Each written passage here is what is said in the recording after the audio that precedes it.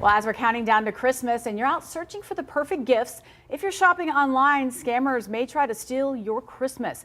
And those Grinches can also get you if you're shopping or sharing on social media.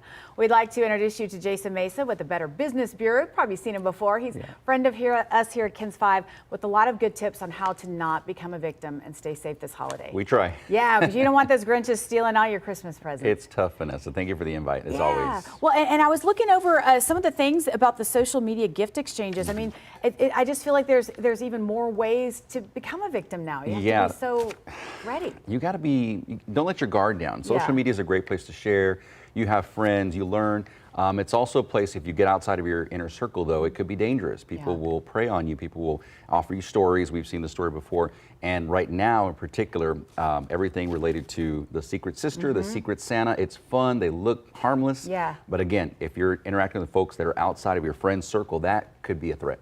Yeah, when I was just thinking too, if you have a friend circle and someone welcomes someone else in, you don't know. That's, so what are some red flags to look for? Well, you always look for somebody, again, if you're, let's just say you're sharing with 10 or 12 people. You see a people that you know on your list, you see that one person that sticks out. It just takes that one person on that gift exchange to knock it out and then not have anything. So everybody else doesn't get anything. Yeah, that's pretty scary too. All right, Jason, I want to ask you, because I am one of those people that wants to buy everything on my Instagram feed. Sure.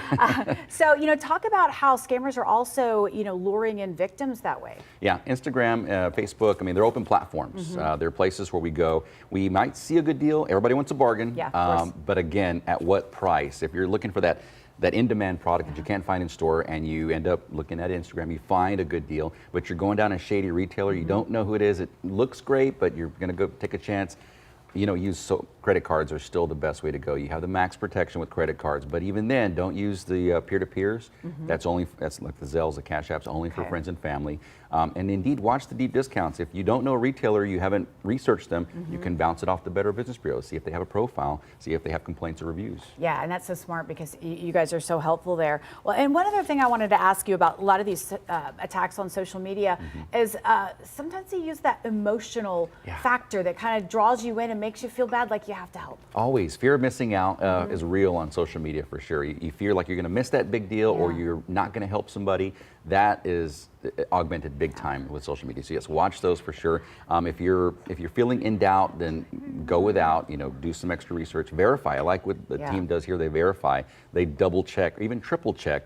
Something before they click. Yeah. Well, what other, as we're shopping, we're out and about, what other tips do you have for us this morning to not become a victim? I keep saying that, but we just hear about it so often. So the same thing, don't feel compelled to give right on the spot. A great charity or outside of a store, they'll welcome your gift tomorrow just as much as today. It gives you time to double check that the money's going where it's intended to go. So don't feel that immediate pressure. And again, if you need an extra hand, you need some extra tips, we've got a full holiday website marked up, bbb.org/holiday, just to give it a shot. Yeah, we're kind of looking at some of that right now. You guys have just a wealth of resources for people. What if some people may not be so savvy on your website? Can they just call you directly and just ask, hey, what's going on here? Vanessa, I respond to so many messages, direct messages, emails, phone calls. Yes, they can.